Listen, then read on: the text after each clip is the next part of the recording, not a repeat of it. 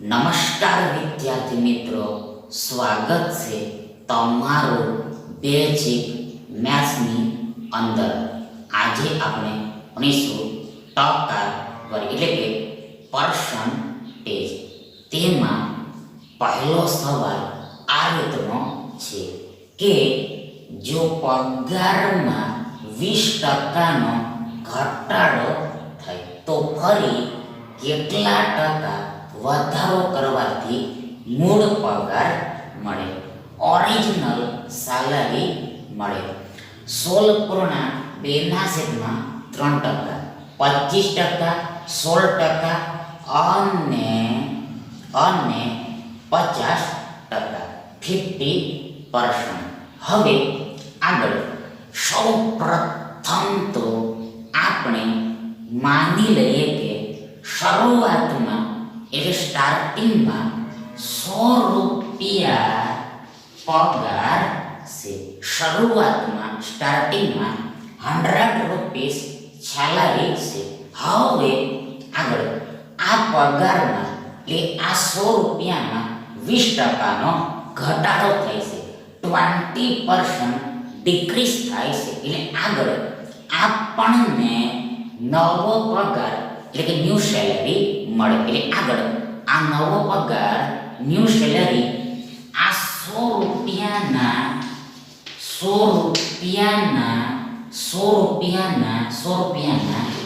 80% બરાબર ઇક્વલ થાય. આ નવો પગાર આ 100 રૂપિયાના 80% થાય. મતલબ કે આ શરૂઆતનો પગાર એટલે સ્ટાર્ટિંગનો પગાર પોતે પોતામાં 100% કહેવાય, 100% કહેવાય. એટલે આગળ આ 100%માંથી આ 20% ઘટે, આ 20% માઇનસ થાય તો આપણને 80% મળે, 80% મળે. આગળ આ 100 રૂપિયાના 80% એટલે આ 100 રૂપિયા ગુણ્યા 80/100 થાય. આ 100 રૂપિયા ગુણ્યા 80/100 થાય. એટલે આગળ બરાબર ઇક્વલ શું થશે તો જુઓ, સૌપ્રથમ આ 100 ઉપર નીચે કેન્સલ થઈ જશે. એટલે કે આ 100 એકુ 100 થાય. મતલબ કે આ 100 ને આ 100 વડે એક વખતમાં ભાગ લાગે. મતલબ કે આ 100 અને 1 નો એટલે આ 1 અને આ 100 નો ગુણાકાર આ 100 થાય, આ 100 થાય. એટલે આગળ આ 80 એકુ 80 થાય અને આ રૂપિયાનું રૂપિયા છે. મતલબ કે આનું સાદું રૂપ એટલે સિમ્પ્લિફિકેશન 80 રૂપિયા થાય, 80 રૂપીસ થાય. મતલબ કે નવો પગાર એટલે ન્યૂ સેલરી આ 80 રૂપિયા થાય, 80 રૂપીસ થાય. હવે આગળ આપણે વી આ 80 રૂપિયામાંથી ફરીથી આ 100 રૂપિયા પર જવાનું છે. વન્સ અગેન આપણે વી આ 80 રૂપિયામાંથી ફરીથી 100 રૂપિયા પર જવાનું છે. આ 80 રૂપિયામાંથી ફરીથી 100 રૂપિયા પર જવાનું છે. તો સ્પષ્ટ છે કે આ 80 રૂપિયા પર 20 રૂપિયાનો વધારો કરવો પડે. આ 80 રૂપિયા પર 20 રૂપિયાનો વધારો કરવો પડે, 20 રૂપીસ ઇન્ક્રીઝ કરવા પડે. અને આગળ આ આખી સંખ્યાને 100% વડે ગુણવી પડે. બીકોઝ આ વધારો આપણે ટકામાં શોધવાનો છે, પર્સન્ટેજમાં ફાઇન્ડ કરવાનો છે. આ વધારો ટકામાં શોધવાનો છે, પર્સન્ટેજમાં ફાઇન્ડ કરવાનો છે. ઇન શોર્ટ, ટૂંકમાં આ 20 રૂપિયાનો વધારો તો થાય છે, પણ કોના પર થાય છે તો જુઓ, આ વધારો 80 રૂપિયા પર થાય છે. તેથી આ 80 રૂપિયાને છેદમાં લખવા પડે, એટલે ભાગાકારમાં લખવા પડે. મતલબ કે આ 80 રૂપિયા પર 20 રૂપિયાનો વધારો થાય તો આપણને ફરીથી અગે આ 100 રૂપિયા મળી જાય, 100 રૂપીસ પ્રાપ્ત થઈ જાય, આ 100 રૂપીસ પ્રાપ્ત થઈ જાય. અને વધુમાં આ આખી સંખ્યાને 100% વડે પણ ગુણવી પડે. આગળ બરાબર ઇક્વલ શું થશે તો જુઓ, સૌપ્રથમ આ રૂપિયા ઉપર નીચે કેન્સલ થઈ જશે. આગળ આ 20 ચોક 80 થાય, 20 ચોક 80 થાય. મતલબ કે આ 80 ને આ 20 વડે 4 વખતમાં ભાગ લાગે. મતલબ કે 20 અને 4 નો એટલે 4 અને 20 નો ગુણાકાર આ 80 થાય. એટલે આગળ આ 100 માં આ 4 વડે 25 વખતમાં ભાગ લાગે. ફરીથી એકવાર આ 100 માં આ 4 વડે 25 વખતમાં ભાગ લાગે. મતલબ કે આ 25 અને 4 નો એટલે આ 4 અને આ 25 નો ગુણાકાર આ 100 થાય, આ 100 થાય, આ 100 થાય, આ 100 થાય. એટલે આપણને આ 25% મળે, 25% મળે. મતલબ કે આ 80 રૂપિયા પર 20 રૂપિયાનો વધારો ટકામાં એ પર્સન્ટેજમાં 25 કહેવાય, 25 કહેવાય. મતલબ કે જો પગારના 20% નો ઘટાડો થાય અને ફરીથી મૂળ પગાર જોઈતો હોય, તો આ 25% નો વધારો કરવો પડે. 25% નો વધારો કરવો પડે. 25% ઇન્ક્રીઝ કરવા પડે. તેથી આ વિકલ્પ બી તમારો સાચો વિકલ્પ થશે. હવે આગળ બીજો પ્રશ્ન આ રીતનો છે કે જો A એ B કરતા 10% વધુ હોય તો B એ A કરતા કેટલા ટકા ઓછો હોય? 9.11%, 11.1%, 10% અને 9%. હવે આગળ સૌપ્રથમ તો આપણે ધારી લઈએ કે B બરાબર 100 છે, 100 છે. હવે આગળ આ A એ B કરતા એટલે 100 કરતા 10% વધુ છે. ફરીથી એકવાર આ A આ B કરતા એટલે આ 100 કરતા 10% વધુ છે, 10% વધુ છે. મતલબ કે A બરાબર આ 100 ના 110% થાય. A બરાબર આ 100 ના 110% થાય. મતલબ કે આ 100 પોતામાં 100% કહેવાય, 100% કહેવાય. એટલે આગળ આ 100%માં આ 10% ઉમેરવામાં આવે, એડ કરવામાં આવે તો આપણને આ 110% મળે, 110% મળે. એટલે આગળ બરાબર ઇક્વલ આ 100 ગુણ્યા 110 ના છેદમાં 100 થાય. આ 100 ગુણ્યા 110 ના છેદમાં 100 થાય. એટલે આગળ બરાબર ઇક્વલ આ 100 કેન્સલ થઈ જાય. એટલે આપણને આ 110 મળે, 110 મળે. મતલબ કે A બરાબર 110 થાય, A બરાબર 110 થાય. હવે આગળ સ્પષ્ટ છે કે ક્લિયર છે કે B એ A કરતા ઓછો છે. આ B એ A કરતા ઓછો છે, પણ કેટલો ઓછો છે તો જુઓ, તે આ 110 ઓછા આ 100 જેટલો ઓછો છે. આ 110 ઓછા 100 જેટલો ઓછો છે. મતલબ કે 10 ઓછો છે, 10 લેશે. હવે આગળ આ 10 ના આપણે ટકા શોધવાના છે, પર્સન્ટેજ ફાઇન્ડ કરવાના છે. તો કઈ રીતે શોધાશે તો જુઓ, સૌપ્રથમ આ 10 ના છેદમાં એટલે કે ભાગાકારમાં આ 110 લખાશે, 110 રાઈટ થશે. બીકોઝ એસ કારણ કે આ 110 પર આ 10 નો ઘટાડો થાય છે.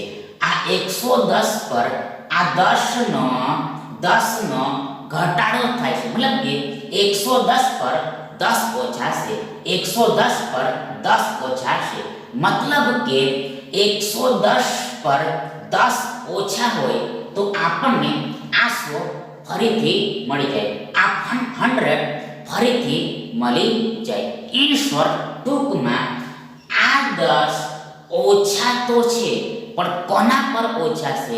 કોના પર ઓછા છે? તો જુઓ, તે આ 110 પર ઓછા છે, તેથી આ 110 ને છેદમાં લખવા પડે અને મોર ઓવર આ આખી સંખ્યાને 100% વડે ગુણવી પડે, બીકોઝ આપણે ટકા શોધવાના છે. એટલે આગળ બરાબર ઇક્વલ શું થશે? જુઓ, સૌપ્રથમ આ 110 ને આપણે આ 11 ગુણ્યા 10 એમ લખી શકીએ. આ 110 ને આપણે આ 11 ગુણ્યા 10 એમ લખી શકીએ. એટલે આગળ આ 10 10 ઉપર નીચે કેન્સલ થઈ જાય. એટલે આપણી પાસે આ 100 ના છેદમાં 11% બચે. આ 100 ના છેદમાં 11% બચે. એટલે આગળ બરાબર ઇક્વલ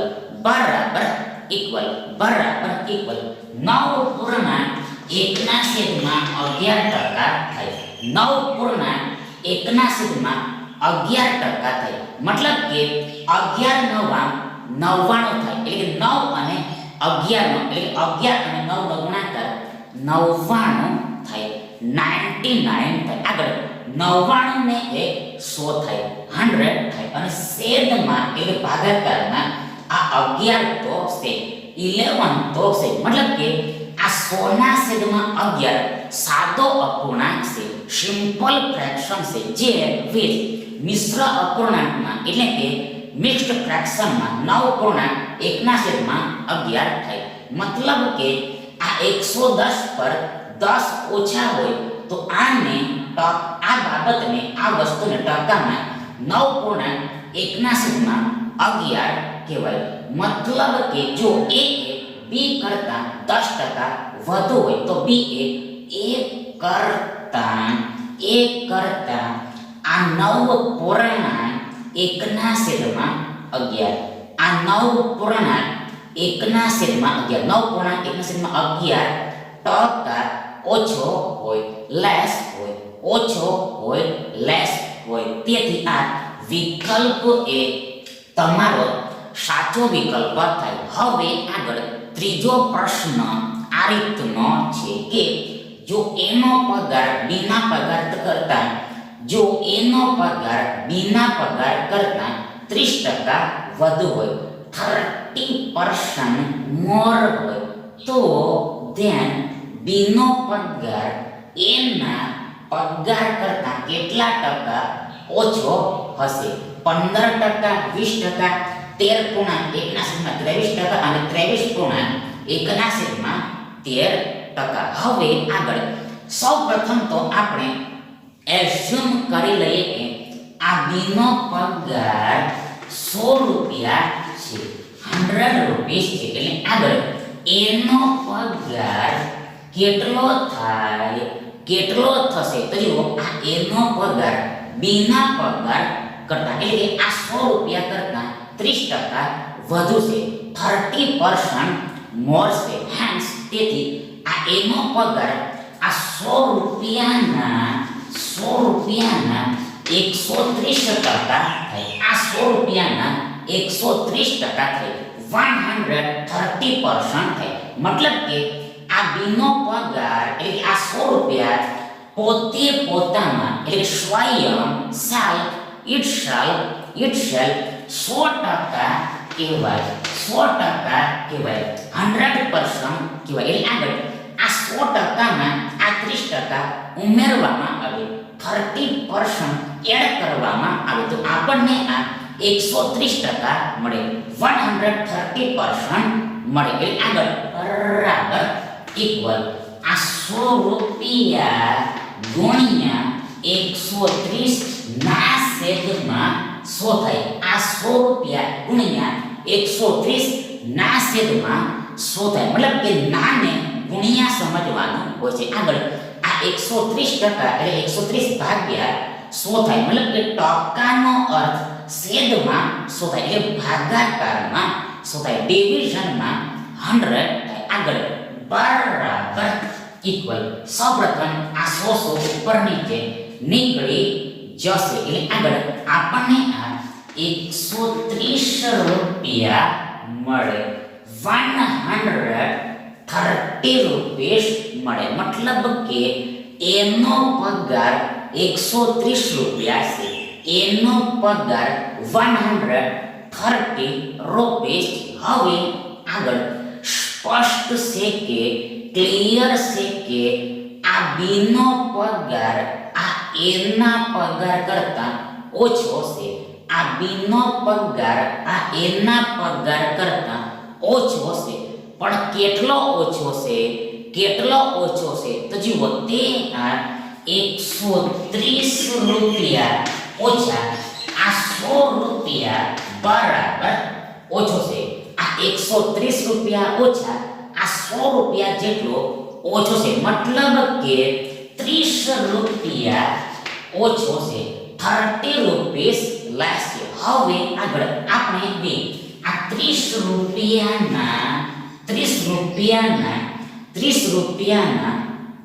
રૂપિયાના ટકા શોધવાના છે આપણે બી આ 30 રૂપિયાના એટલે 30 રૂપીસના ટકા શોધવાના છે પર્સન્ટેજ ફાઇન્ડ કરવાના છે તો જુઓ સૌપ્રથમ આ 30 રૂપિયાના ભાગાકારમાં એટલે ડિવિઝનમાં આ 130 રૂપિયા લખાશે આ 130 રૂપીસ રાઈટ થશે બીકોઝ એસ કારણ કે આ 30 રૂપિયા ઓછો છે આ 30 રૂપિયા ઓછો છે પણ કોના પર ઓછો છે કેટલાએ ઓછો છે તો જુઓ તે આ 130 રૂપિયાએ ઓછો છે 130 રૂપિયા પર ઓછો છે મતલબ કે 130 રૂપિયા પર એટલે 130 રૂપિયાએ 30 રૂપિયા ઓછો હોય 30 રૂપીસ લેસ હોય તો આપણને અગેન ફરીથી આ 100 રૂપિયા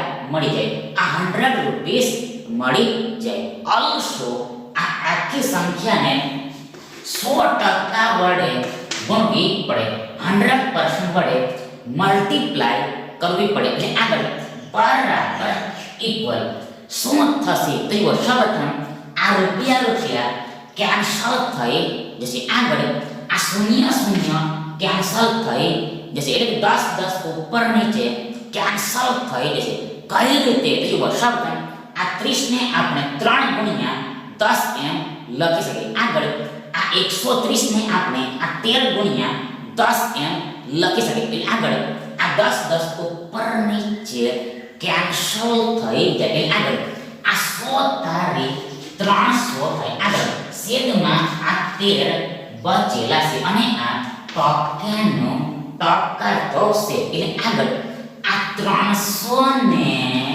આ 13 વડે ભાગ આપવાનો છે જુઓ આ 300 ને આ 13 વડે ભાગ આપવાનો છે આ 300 ને આ 13 વડે ભાગ આપવાનો છે એટલે સૌપ્રથમ અહીંયા જુઓ આ 13 દુ 26 થશે 26 થશે એટલે આગળ આ 30 માંથી 26 ઘટે તો આપણને 4 મળે 4 મળે આગળ આ શૂન્ય નીચે આવે એટલે આપણી પાસે 40 હોય 40 હોય એટલે આગળ આ 13 તારી 39 થાય આગળ આ 40 માંથી 39 ઘટે તો આપણને 1 મળે મતલબ કે આ 300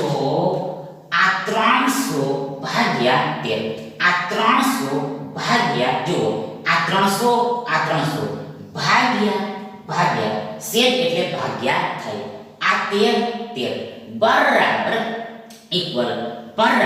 ઇક્વલ આ 23 પૂર્ણાંક આ 1 ના છેદમાં આ 13 થાય ફરીથી એકવાર આ 23 પૂર્ણાંક આ 1 ના છેદમાં આ 13 થાય આ 13 થાય અને આ ટકાનું ટકા તો છે પર્સન્ટેજનું પર્સન્ટેજ તો છે મતલબ કે આ સાદો અપૂર્ણાંક છે, જે મિશ્ર અપૂર્ણાંકમાં 23.1/13 થાય. 23.1/13 થાય.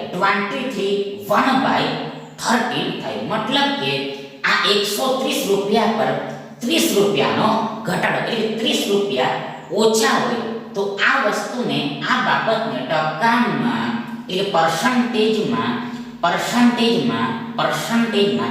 આ 23.1/13 કહેવાય. આ 23.1/13 કહેવાય. મતલબ કે જો એનો પગાર બીના પગાર કરતા 30% વધુ હોય તો બીનો પગાર એના પગાર કરતા આ 23.1/13% ઓછો હશે, લેસ હશે. હેન્સ તેથી આ વિકલ્પ ડી તમારો સાચો વિકલ્પ થશે. Thank you.